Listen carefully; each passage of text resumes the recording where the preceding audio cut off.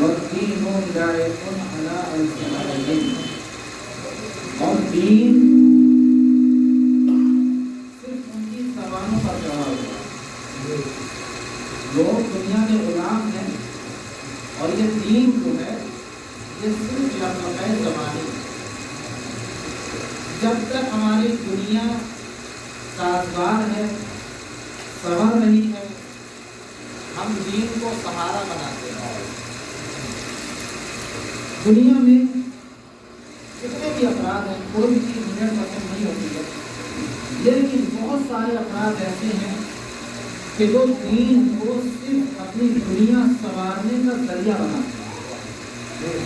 جب دنیا سنور جاتی ہے تو دین کو پتے کچھ ڈال دیا جاتا ہے۔ اور یہ آج کی ہی بات نہیں ہے، بلکہ ابتدائے اسلام میں سرکار ختمی مرتبہ کے زمانے میں بھی ایسا ماحول تھا کہ جب تک ان کی دنیا بن رہی تھی، جب تک دنیا سنور رہی تھی، دین کا چولا پہنے ہوئے تھے، دین کا نقاب اوڑھے ہوئے تھے، اور جب دیکھا کہ اب ہماری دنیا خطرے میں پڑ گئی ہے تو دین کو پسے پشت ڈال دیا، اور اس کے بعد صحیفہ میں آ کر اپنی دنیا بدل گئی۔ یہ اس زمانے سے چلتا چلا رہا، اور اس زمانے سے نہیں بلکہ ابتدائے خلقت سے ہر انسان کا یہی رویہ رہا ہے کہ دین کو سہارا بناتے ہیں تاکہ اپنی دنیا کو سنوارا جائے۔ اور اس کو امام حسین علیہ السلام سے بہتر کون سمجھ سکتا ہے؟ امام سے بہتر اس کو کون جانتا ہے؟ کون وہ امام کی جس کے پاس علم امامت بھی ہے اور تجربہ حیات بھی ہے۔ امام نے آنکھ ایسے ماحول میں کھولی ہے کہ جہاں اصحاب باوفا کی بے وفائی کا مشاہدہ کیا، جنگ احد تمام ہوئی تھی، احزاب کی تیاری ہو رہی تھی، امام کی ولادت ہوئی، اور اپنے نانا کی زندگی میں کیا کیا نہیں دیکھا امام نے، لشکر کی بے وفائی بھی دیکھ لی، سب کچھ دیکھ لیا اپنی زندگی میں۔ اس امام کے پاس علم امامت تو ہے ہی، تجربہ حیات بھی ہے کہ یہ دنیا کے لوگ، دنیا کے جو غلام بنے ہوئے ہیں، یہ صرف دین کو سہارا بناتے ہیں۔ اور اگر اس سے بہتر اگر آپ کو سمجھنا ہے تو کربلا سے بہتر مارکا آپ کو نظر نہیں آئے گا۔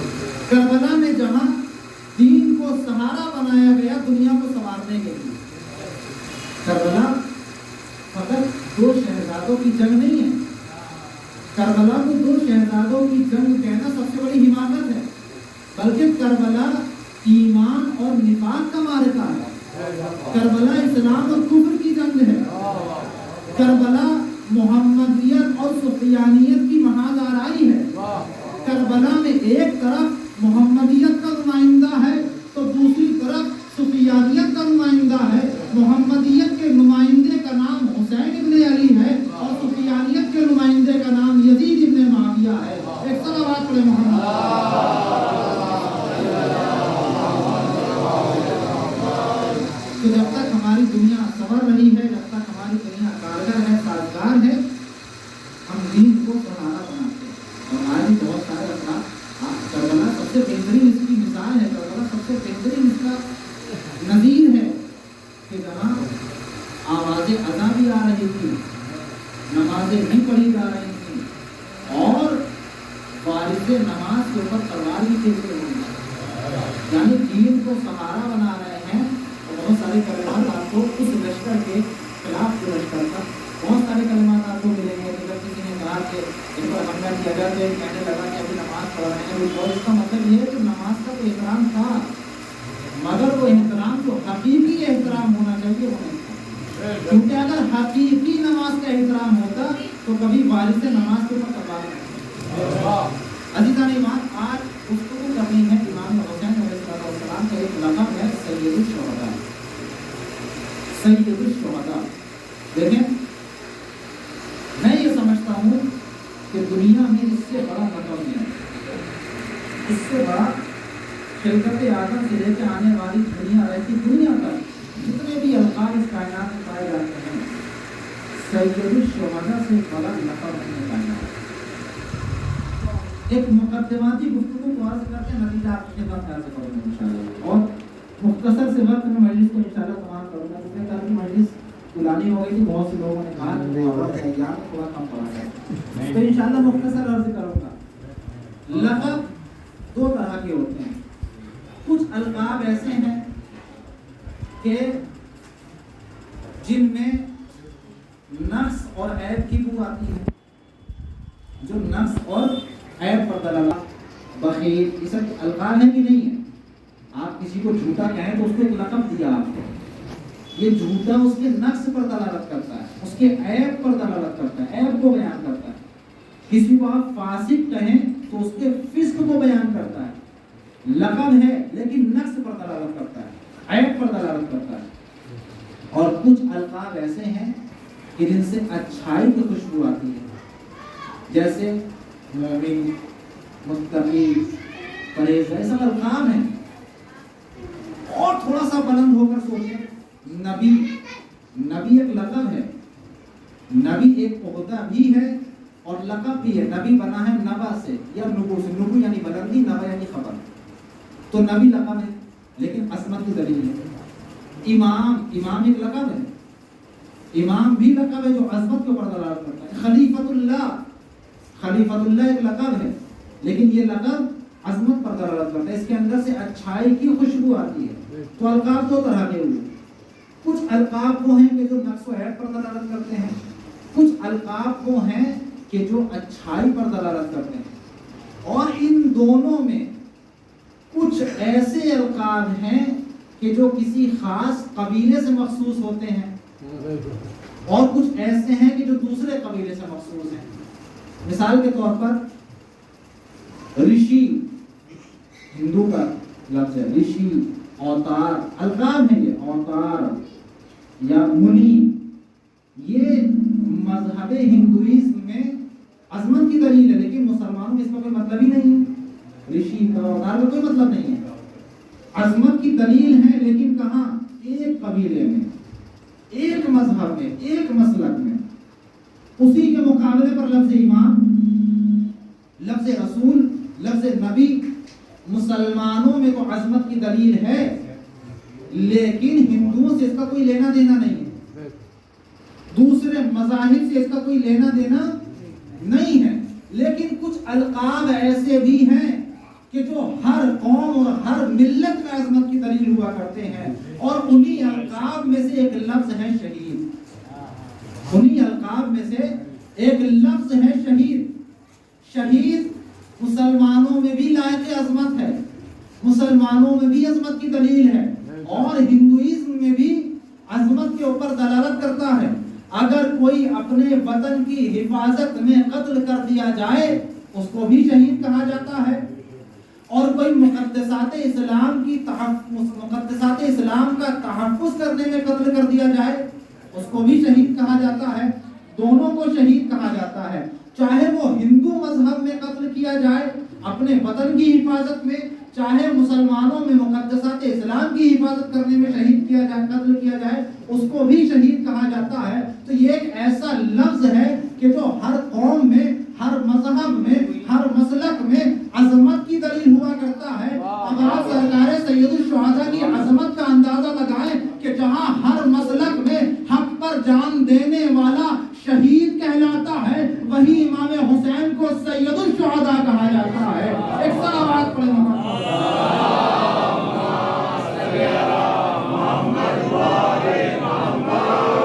جہاں ہر مسلک میں قتل کر دینے والا، جان دینے والا، اپنی جان کا نذرانہ پیش کرنے والا شہید کہلاتا ہے، وہی امام حسین علیہ السلام سرکار سید الشہداء ہیں، تمام شہیدوں کے سردار ہیں حسین۔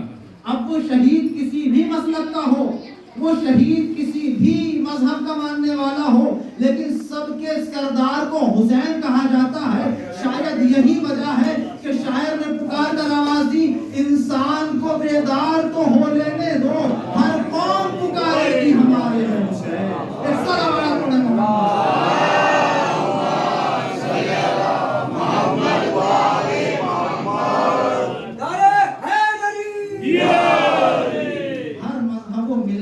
شہید کے سردار ہیں حسین، اور یہی تو وہ عظمت تھی، یہی تو وہ رتبہ اور مقام تھا امام کا کہ جس کی بنیاد پر خداوند متعال نے امام کو 3 ایسی فضیلتیں عطا کی ہیں کہ جو کسی اور کو نہیں ملی.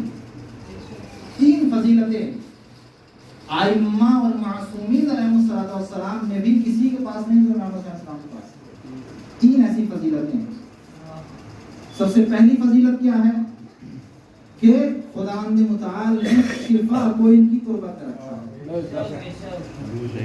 شفا قربت امام حسین کی شفا ہے کہ نہیں؟ اسی لیے تو خاک شفا کہا جاتا ہے. زمین کربلا کی مٹی کو خاک شفا کہا جاتا ہے. کیوں؟ اس لیے کہ شفا رکھی. اب اس کا مطلب یہ نہیں ہے کہ مسجد جہاں سب جگہ توڑ کے کھانا شروع کر دیں. مکروہ ہے. مٹی کھانا قربت حسین علیہ السلام کی مکروہ ہے، اور باقی زمینوں کی مٹی کھانا تو حرام کی منزل میں پہنچا ہوا ہے. شفا ہے، لیکن شفا کی حد تک. دوائی جو ہوتی ہے، دوا جو ہوتی ہے، ایک گولی کھائی جاتی تب آپ کی طبیعت ٹھیک ہوتی ہے. اگر پورا ایک پتا ایسے لیا ہاتھ میں اور پانی پی لیا تو شفا نہیں ملے گی. اس سے ہو سکتا ہے بہت بڑا مرض ایجاد ہو جائے. تو تربت حسین میں شفا ہے لیکن مختصر. آپ اسی لیے قبر میں بھی خاک شفا رکھی جاتی ہے، تاکہ خاک شفا کے اندر خدا نے صرف شفا نہیں رکھی ہے بلکہ اس کے اندر نور پایا جاتا ہے. تربت حسین میں نور پایا جاتا ہے. قبر میں رکھنے کا مطلب ہی یہ ہے کہ اس خاک کو جس کی قبر میں رکھ دیا جائے اس کی قبر منور ہو جاتی ہے. اس کی قبر ایک فضیلت جو صرف امام حسین السلام کے پاس. دوسری فضیلت جو خداوند متعال نے سرکار سید الشہداء کو عطا کی کہ امام کے قبے کے نیچے تحت قبۃ الحسین، یعنی زیر گنبد امام حسین علیہ السلام قبولیت دعا کو رکھتا ہے. اور روایت ہے، امام معصوم کی روایت ہے کہ آپ اگر کربلا جائیں اور زیر گنبد امام حسین صلی اللہ علیہ وسلم دعا کریں تو آپ کی 3 دعائیں خدا قبول کرے گا. 3 دعائیں رد نہیں کر سکتا خدا. 3 دعائیں قبول کرے. تو یہ ایسی فضیلت ہے جو صرف امام حسین صلی اللہ علیہ وسلم کے پاس ہے کہ آپ زیر گنبد امام حسین السلام دعا کریں، آپ کی دعا قبول کی جائے. اور تیسری سب سے بڑی فضیلت یہ ہے کہ خداوند متعال نے امام حسین علیہ السلام کی نسل میں امامت کو امام حسین علیہ السلام کی نسل میں رکھا ہے. حسن و حسین دونوں علی و فاطمہ کے پھول ہیں، لیکن امامت امام حسین علیہ السلام کی نسل میں. اس کا مطلب ہرگز یہ نہیں ہے کہ امام حسن مجتبیٰ کی منزلت کم ہے، ان کی فضیلت کم ہے. نہیں، دونوں بھائی فضیلتوں میں برابر ہیں. کچھ فضیلتیں امام حسین علیہ السلام کے حصے میں آئی ہیں جو امام حسن علیہ السلام کے حصے میں نہیں آئی، لیکن خدا نے اس کو بھی پورا کیا ہے کسی اور طریقے سے کہ اگر بیٹا حسین کا ہوگا تو بیٹی حسن کی ہوگی. امامت کا سلسلہ چلے گا تو دونوں بھائیوں سے چلے گا، لیکن نسل کو چونکہ بعد سے ہوتی ہے امامت کو رکھا. اور یہ تو خداوند متعال ہے. سید الشہداء کی عظمت کو دیکھ کر خدا نے 3 فضیلتیں عطا کر دی. ادھر خدا ہے کہ جو حسین کی عظمت کو بیان کر رہا ہے، ادھر رسول خدا ہے کہ جو حسین کی عظمت کو بیان کر رہے ہیں. کبھی ناقہ بنتے نظر آ رہے ہیں، کبھی سجدے کو طولانی کرتے نظر آ رہے ہیں، کبھی پشت پر بٹھائے ہوئے ہیں، کبھی منبر سے اتر کے حسین کو اٹھا لیا کرتے ہیں. یہ تمام فضیلتیں اور یہ تمام عظمتیں حسین ابن علی کے حصے میں آئی ہیں. شاید خدا نے اور اس کے رسول نے یہ ٹھان لی ہے کہ حسین کی عظمت کو بیان کریں گے، حسین کی منزلت کو بیان کرتے رہیں گے. اور آخر کیوں نہ بیان کرے؟ خدا کو معلوم ہے کہ لا الہ الا اللہ کی بقا بھی حسین ہے، اور رسول بھی جانتے ہیں کہ محمد رسول اللہ کی بقا کا نام حسین ہے. اسی لیے تو خواجہ نے کہا تھا سرداد ندا دست در دست یزید حقہ کے بنا لا الہ است حسین. صلوات پڑھے محمد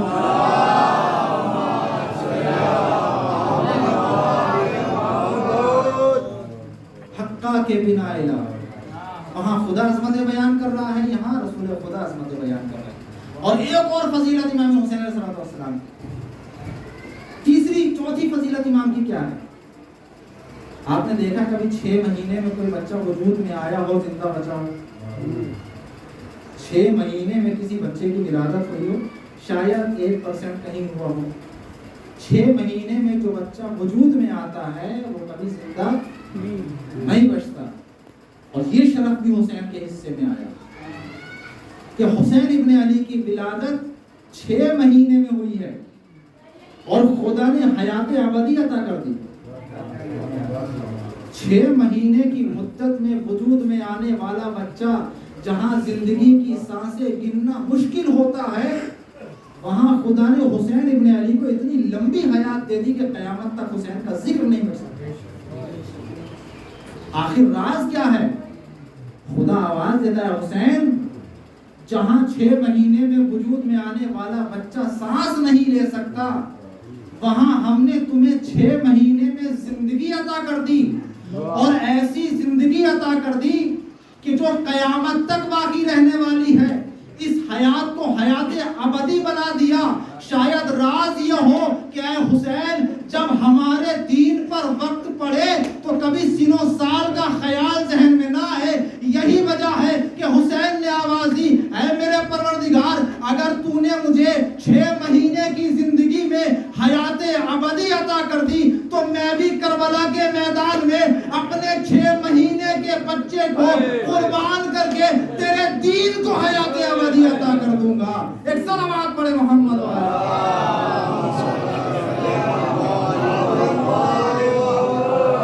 6 مہینے کے بچے کو قربان کر دوں گا لیکن تیرے دین کو حیات ابدی عطا کر دوں گا. ایک چوتھی فضیلت تھی اور آپ دیکھیے ایک واقعہ اس کے بعد ختم ہوا.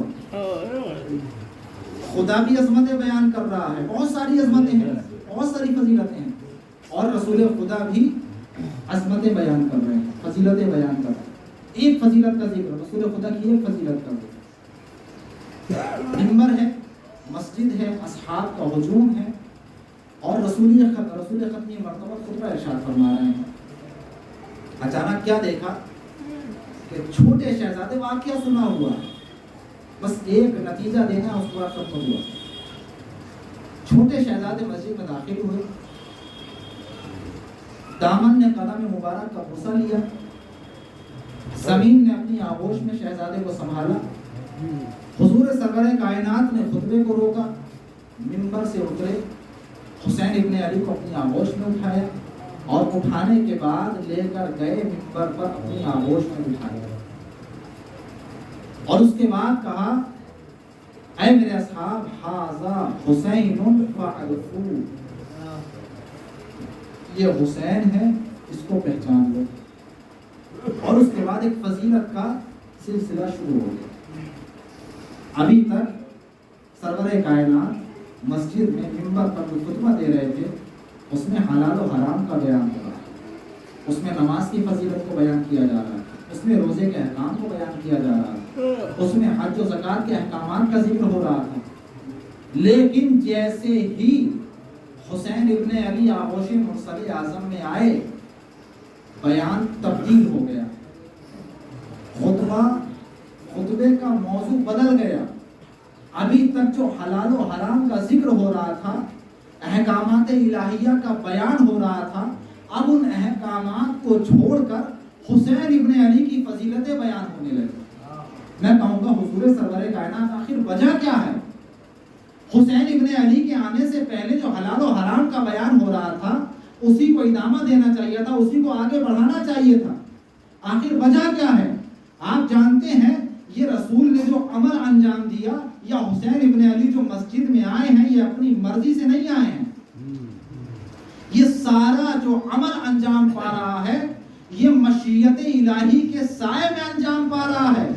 خدا کی مشیت یہ تھی، خدا کی مرضی یہ تھی کہ حسین مسجد آئے، دامن میں قدم الجھیں، زمین پر گریں، رسول منبر سے اتریں، خطبے کو روکیں، حسین کو اٹھائیں. یہ سب مشیت پروردگار کے زیر سایہ انجام پا رہا تھا. اللہ کی مرضی یہ تھی کہ حسین آئے، رسول خطبے کو روکیں، اور اس کے بعد رسول نے جو موضوع کو بدلا، جو بیان کو بدلا، یہ سب مرضی پروردگار اور مشیت پروردگار کے تحت انجام پا رہا تھا. آخر وجہ کیا ہے کہ جہاں شریعت کے احکامات بیان ہو رہے تھے وہاں حسین کی فضیلتیں بیان ہونے لگی، وہاں حسین کی عظمتیں بیان ہونے لگی. وجہ صرف اتنی سی ہے، رسول بتانا یہ چاہتے ہیں کہ جان لو یہ جو میرا شہزادہ حسین ہے یہ قرآن ناطق ہے. ابھی تک جو میں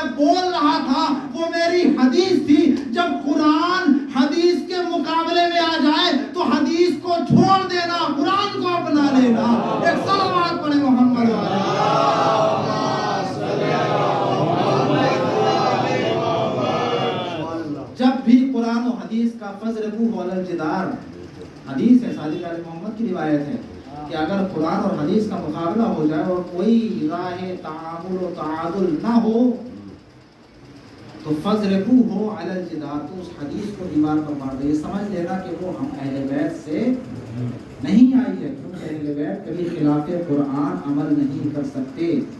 ना गुफ्तारे अहले बैत खिलाफे कुरान होती है, ना किरदारे अहले बैत खिलाफे कुरान। तो अगर कभी भी कोई हदीस, रसूल यही तो बताना चाह रहे हैं कि ये कुरान नातिक है। अगर हुसैन के मुकाबले पर आप देखें करबला के मैदान में सरकारे सैयदुश शुहदा हुज्जत इलाही हैं, खलीफा इलाही हैं, और खलीफा इलाही और हुज्जत इलाही के मुकाबले में हदीसें बयान की जा रही हैं। हदीसों का जिक्र हो रहा है कि खिलाफत खलीफा वक्त के खिलाफ कयाम किया है, खुरूज किया है, खारजी, सब क्या है? ये सब हदीसों के ही ज़ेरे साया को बयान किया जा रहा है कि हदीस को इमाम हुसैन के मुकाबले पर बयान किया जा रहा है, जबकि रसूल ने पहले ही बता दिया हाज़ा हुसैन, ये हुसैन है, इन्हें पहचान लो और जब वक्त आ जाए तो इनकी मदद करो।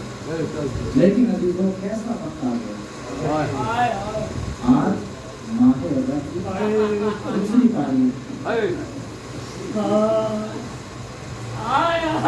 अमीरुल मोमिनीन अली इब्न अबी तालिब जंग सिफ़ीन से वापस आ रहे थे। इमाम का गुज़र करबला से, इमाम ने कहा कि यहीं पर खैमे लगा लिए जाए, हम यहाँ पर रात गुजारेंगे, क़याम करेंगे, तो उसके बाद सुबह आ जाएंगे। खैमों को नस्ब किया गया, रात का सन्नाटा छाया। इमाम अलैहिस्सलातु वस्सलाम बेचैन है, परेशान है, इमाम को नींद नहीं आ रही। सरकार इमाम हसन मुस्तफा अलैहिस्सलातु वस्सलाम इमाम की बारगाह में आए और आने के बाद उनकी बाबा जान आपकी वजह क्या है? सब अहले ख्वाब है, सब सो रहे हैं, आखिर आपको नींद क्यों नहीं आ रही? आप सो क्यों नहीं रहे? इमाम की आंखों में आंसू आए। गिरिया फरमाने के बाद कहा मेरे लाल हसन, देखिए इल्म इमामत से इमाम सब कुछ जानते थे, लेकिन सिर्फ लोगों को बताने के लिए इमाम से सवाल किया, ऐ मेरे लाल हसन, अभी 20 साल के बाद, कुछ अरसे के बाद यही सहरा होगा, यही मकान होगा कि जहाँ तुम्हारा भाई हुसैन, ऐ मेरे रफ्ते जिगर हसन, यही करबला है कि जहाँ हुसैन के गले पर हैदर पड़ेगा। ऐ मेरे लाल हसन, यही करबला है जहाँ मेरे अब्बास के बाजू कलम किए जाएंगे। ऐ मेरे लाल हसन, यही वो जगह है जहाँ तुम्हारा लाल कासिम पामान किया जाएगा। अय्युकुम अल्लाह अज़ीज़, तो आज वो मुहर्रम है, आप जानते हैं काफ़िला हुसैनी जो 28 रजब को मदीने से चला था, तो रास्ते को तय करता हुआ वो मुहर्रम को वालिद करबला हुआ। और जब इमाम हुसैन अलैहिस्सलाम के रहवार करबला पर पड़े हैं तो रहवार के कदम जम गए। सुलझना है कि जो कदम आगे नहीं बढ़ाता, इमाम ने सुलझना, रिवायत है इमाम ने कई घोड़े बदले लेकिन कोई भी आगे बढ़ने को तैयार नहीं है। इमाम ने आवाज दी, हाँ होना महत तो रिहा लेना, हाँ होना मक्तल मक्तल और रिहा लेना, यही वो जगह है जहाँ हमारे खैमे नस्ब किए जाएंगे, यही वो जगह है कि जहाँ हमारे मर्दों को शहीद किया जाएगा। इमाम ने बुलाया, करिए वालों को बुलाया, आखिर इस जगह का नाम क्या है, इस जगह को क्या कहा जाता है? किसी ने कहा मौला इसे गादरिया कहा जाता है, किसी ने कहा मौला इसे शत्ते फुरात कहा जाता है, मौला इसे नैनवा कहा जाता है। एक बुजुर्ग आगे बढ़े, हाथों को जोड़कर किया, अरे मौला आप इससे जमीन पर क्यों आ गए? इसे करबला कहा जाता है, करबला का नाम सुना, इमाम ने कलमे इस्तिर्जा जारी किया। अजीजों, उधर ज़ैनब कुबरा है जो परेशान है, अहले हरम परेशान है, अहले हरम में एक वचन है, हलचल मची हुई है। इमाम को ज़ैनब कुबरा ने बुलाया और बुलाने के बाद कहे मेरे माँ जाए, अरे जानते हो जब से इस जमीन पर आए हैं एक आवाज है कि जो सोने नहीं देती। अजीज एक रिवायत है, अरबाब ने लिखा है कि ज़ैनब कुबरा ने इमाम को बुलाया और बुलाने के बाद कहा भैया जानते हो जब से इस जमीन पर आए हैं आगे करबला है कि जो बार बार होती है और मेरे सर पर साया फिगर हो जाती है।